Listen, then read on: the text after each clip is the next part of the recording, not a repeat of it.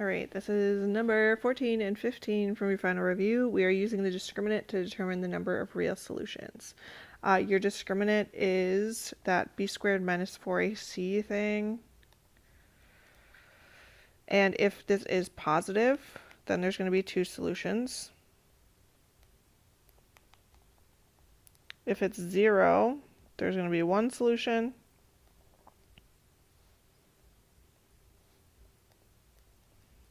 And if it is negative, there is no real solutions.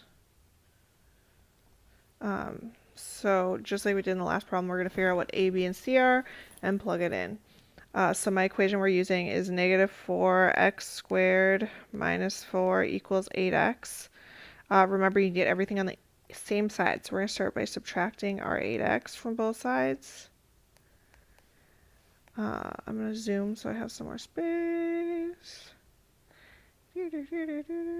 Alright, when I do that, we have negative 4x squared minus 8x minus 4 equals 0. My A value is going to be negative 4, B is going to be negative 8, and C is going to be also negative 4. So we're going to plug that all into b squared minus 4ac. So when I do that, I have negative 8 squared minus 4 times negative 4 times negative 4. When I do that, we get 64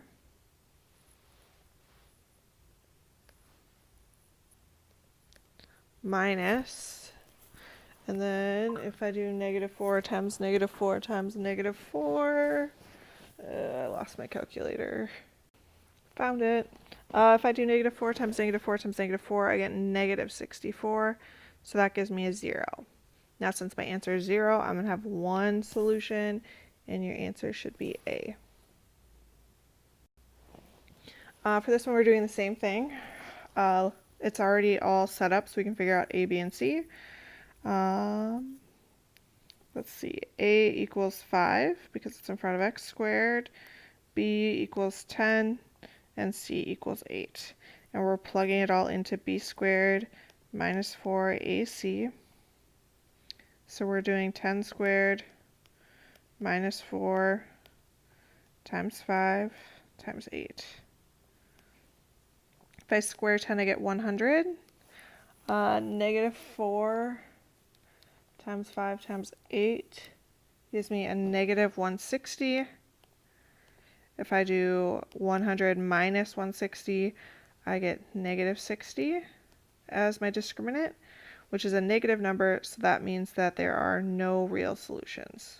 So it's going to be C, no solutions.